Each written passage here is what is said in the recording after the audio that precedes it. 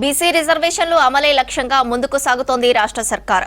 రాష్ట్రపతి నుంచి ఎలాంటి సిగ్నల్ రాకపోవడంతో ప్రత్యామ్నాయ మార్గాలపై దృష్టి పెట్టింది. హైకోర్టు సూచనల ప్రకారం సెప్టెంబర్ 30 లోపు స్థానిక సంస్థల ఎన్నికలు నిర్వహించాలంటే రిజర్వేషన్ల విషయంలో ఎలా ముందుకు వెళ్లాలనే విషయంపై ఆరా తీస్తోంది సర్కార్.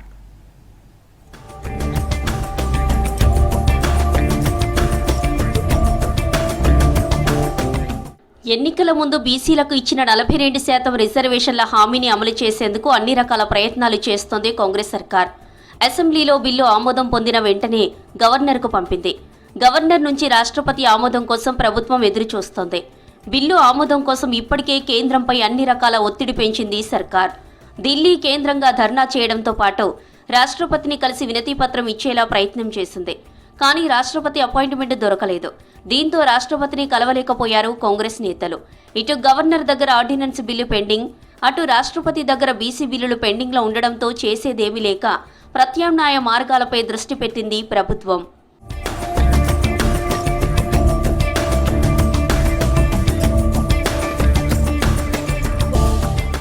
ఇప్పటికే స్థానిక సంస్థల ఎన్నికల ఆలస్యంతో కేంద్రం నుంచి రాష్ట్రానికి రావాల్సిన నిధులు రావడం లేదు. దీంతో గ్రామాల అభివృద్ధికి రావాల్సిన నిధులు ఆగిపోతున్నాయి. మరోపక్క హైకోర్టు ఇచ్చిన ఆదేశాల మేరకు సెప్టెంబర్ 30 లోపు ఎన్నికలు నిర్వహించాలని ఉంది.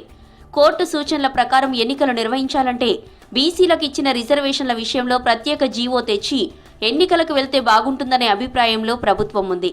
అదెంతవరకు సాధ్యమనే దానిపై ఆరా తీస్తోంది సర్కార్.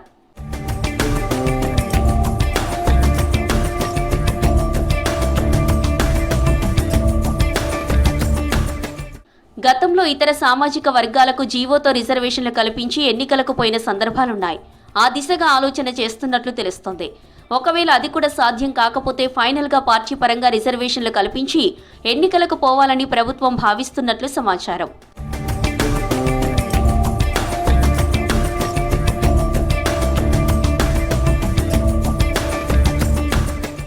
ఏదో ఒకటి చేసి స్థానిక సంస్థల ఎన్నికలు నిర్వహించాలని ప్రభుత్వం భావిస్తోంది.